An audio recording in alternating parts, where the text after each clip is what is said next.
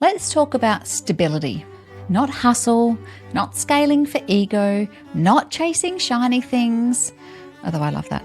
Stability. Because when your business feels stable, you make better decisions, you sleep better, you sell better, and from experience, you show up differently. And that's super important. Always, we want to get practical. I love practical. I want to talk about multiple streams in my business. Yes, it sounds a little bit boring, I know. In my business, though, I do not rely on one offer. My two core offers are Thriving Women and one-on-one coaching.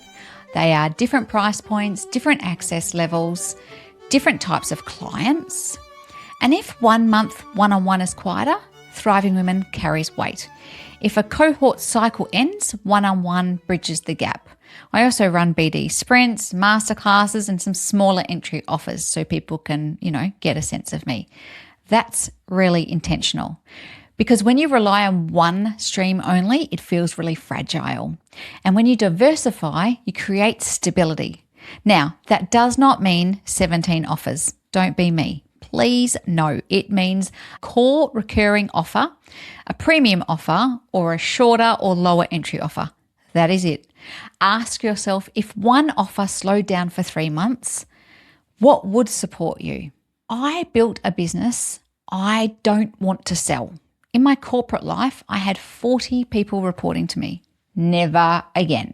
So when I built this business, I built it around me. I'm the face. I do the coaching. I do the podcast. I run lean. We outsource and we reinvest. That's important. You do not need a big team to be stable. You need clarity on your model. Some of you are building to exit. Awesome. Some of you are building a lifestyle business.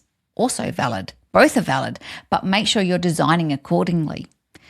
I choose lean, high margin, relationship driven, and then I invest surplus elsewhere. I just want to talk about my personal situation for a moment.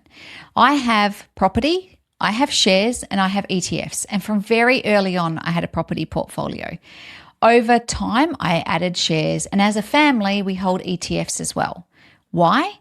Because I never wanted to be my personal wealth tied only to my ability to show up and work. Business income is one stream. Property is another. Shares is another. And ETFs are another. That's layering builds a bit of resilience. And if one market dips, another might rise. If business slows, investments still exist. That's financial maturity. Now, some of you are going, I don't have any spare cash. I'm under 100 grand or I'm under 200 grand in revenue. What spare cash to invest? Fair. This is where Profit First changed everything for me. I've talked about this before. Instead of waiting for profit, you allocate it first. I encourage most of my clients, if not all, to have at least 3 savings accounts or bank accounts. 1 for daily operating expenses, 2nd for tax accounting, and 3rd for profit. The profit account actually becomes a buffer. And when that buffer grows, it becomes leverage. You cannot invest from chaos. You have to invest from surplus. And if surplus feels laughable right now, start with $5 a week. $5. It's 1 coffee. Can't even get that in Melbourne, just saying. Consistency beats intensity every single time. Fun story for you. I want to talk about the psychology of saving cash. Santa brought Mark, Evie, and I these money boxes with targets on them. 1 for $1,000, 1 for $5,000, and 1 for $10,000. I got the $10,000 because I'm the saver. And yes, actual cash. And yes, who carries cash anymore? But here's the fascinating part and the part that Santa researched. Behavioral finance research shows that physically handling money increases emotional connection to it. Studies on the pain of paying show that spending cash activates more psychological friction than tapping a card. It slows you down. It makes it real. And on the flip side, physically seeing money accumulate increases motivation and follow through. When you see the notes stacking up, your brain registers progress more strongly than numbers on a screen. Surprise, surprise. There is something deeply grounding about watching it grow. Even Evie is into it. And what that builds is not just savings, it builds identity.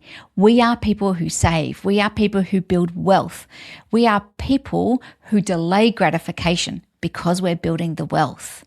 And that identity shift, that really matters, especially if you have small kids and they're watching you.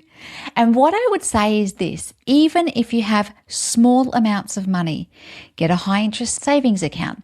Make sure that you're using a micro investing platform. Index-based ETFs are amazing. Paying down high interest debt first. If you have larger amounts, diversified ETFs, direct shares, property, business reinvestment, angel investing, or private opportunities if you understand the risk. The key word is diversified. Not all eggs, not one basket. P.S. Not financial advice, just saying. Here is what I want you to leave with today. Financial stability is not accidental. It is designed. You design your offers, you design your cost base, you design your buffers, you design your investments. And if you're under 200,000 in revenue, your job is to clean up your accounts, separate your tax, start a tiny profit bucket, build one additional revenue stream. If you're over $200,000 in revenue, your job is to strengthen margins, build buffers of 3 to 6 months of expenses, systematize reinvestment, diversify personal wealth. That's not flashy, and it's certainly not Instagram sexy, trust me, but it is grown woman financial business. And I will take stable over stressed any day of the week. You know I love practical, so I'm going to give you some practical actions as we close this out. This week, I would love you to commit to a few things. Number 1, open a separate tax account if you don't already have one. And relating to tax specifically, the amount of conversations I have with ladies who are a little bit scared of the tax department. Now, I don't blame you, but we have to put our tax returns in. And there has been instances when clients have come to me and they're like, Emma, I'm ashamed to say I haven't put my tax in for 2, 3, 4, 5 years. Now, I've seen it all. So there's no judgment here, but we need to get that sorted. If you've got a tax account and you've got savings in the tax account, that is not savings. That is for the tax man. So we need to make sure that we're paying those. Otherwise, you'll lose sleep, you'll lose credibility, you'll lose money, you'll earn interest on the money that you have to pay. It's really just not worth it. 2, transfer a small amount into a profit or a buffer account. 3, identify just one additional revenue stream you could test in the next 90 days. 4, if you have savings, book time to learn about ETFs or index investing, or buy barefoot. Small, deliberate steps, because when your money feels steady, you feel steady. And steady women, man, they build extraordinary businesses. And if you're running an extraordinary business, or you want to be, and you need to hang out with women who are going to elevate you to do that, Business with the Queen is your thing. It's 90 minutes at home in your PJs. It's $25. We're going to have 100 women on Zoom. Come join us.